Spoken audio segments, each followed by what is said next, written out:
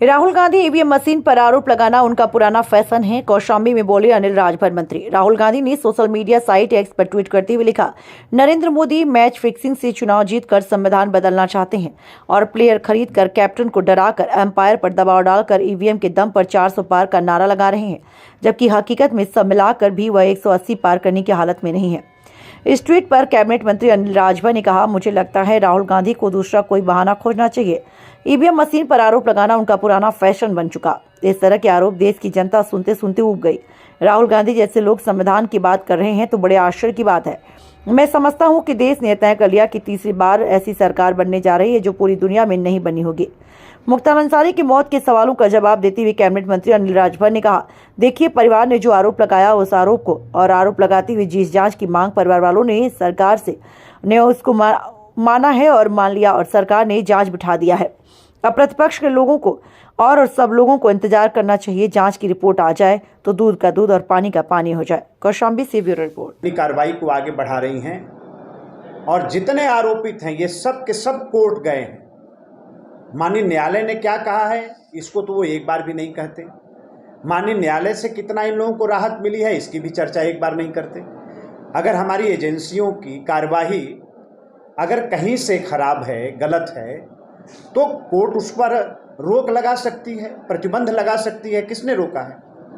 लेकिन एजेंसियों की कार्यवाही को कोर्ट ने भी सही मानते हुए कार्यवाही को आगे बढ़ाने के लिए कहा है और उसी तरीके से एजेंसी काम कर रही है।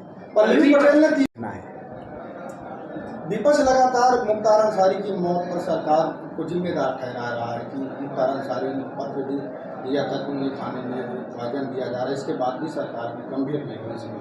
नहीं, परिवार ने देखिए जो आरोप लगाया है उस आरोप को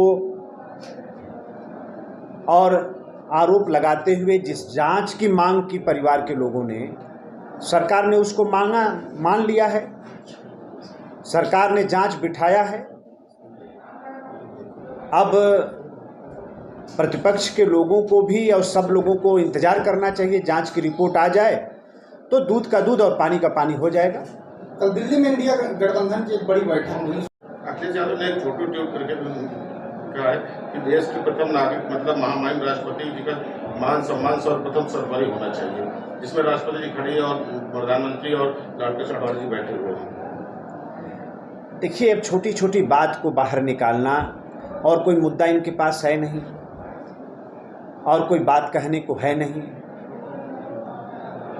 जब इनको मुर्मू जी को जब भारतीय जनता पार्टी ने अपना राष्ट्रपति, देश का राष्ट्रपति बनाया, तब इन लोगों ने कैसे बयान दिए, किस तरह के बयान दिए, किसी से छुपा है क्या? तो संस्कार समाजवादी पार्टी से सीखना पड़े, मैं समझता हूँ इससे बड़ा कोई दुर्भाग्य नहीं हो सकता है। तो समाजवादी पार्टी और उनके अध्यक्ष से हमें संस्कार नहीं सीखना है। विपक्ष लगातार चलाने का वो चला। प्रियंका गांधी ने ट्वीट कर कहा है कि भारतीय जनता पार्टी में अगर कोई भी भ्रष्टाचारी जाता है तो वो धुल जाता है, और अपने पार्टी के चंदे को लेकर, बैन को लेकर कहा है कि तकरीबन 42 करोड़ रुपए भारतीय जनता पार्टी के खाते में गया, जिसका ना सीबीआई, ना ईडी, ना आईटी कोई कार्रवाई नहीं हो रही है। तो चुनाव आयोग के पास जाएं प्रियंका जी, कौन रोक रहा है उनको? किसी ने रोका नहीं। और माननीय सर्वोच्च न्यायालय के मंशा के अनुरूप जो चुनाव का चंदा होता है उस पर कार्रवाई आगे बढ़ रही है, चुनाव आयोग आगे बढ़ रहा है। तो प्रियंका जी और कांग्रेस पार्टी को कौन रोका है कि जाएं चुनाव आयोग में शिकायत दर्ज करें अगर हमसे कोई गलती हो रही है तो? कहीं भारतीय जनता पार्टी पारदर्शिता नहीं रख रही है तो उनको जाए, उनको कौन रोक रहा है?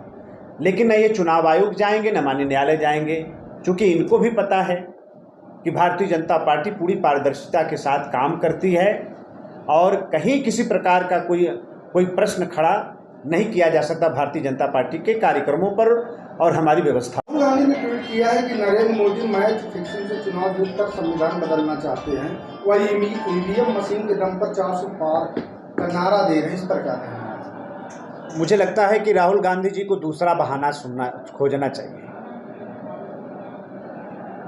ईवीएम मशीन पर आरोप लगाना उनका पुराना फैशन है और इस तरह के आरोप को देश सुनते सुनते ऊब गया है। कोई और दूसरा बहाना खोजना चाहिए उनको।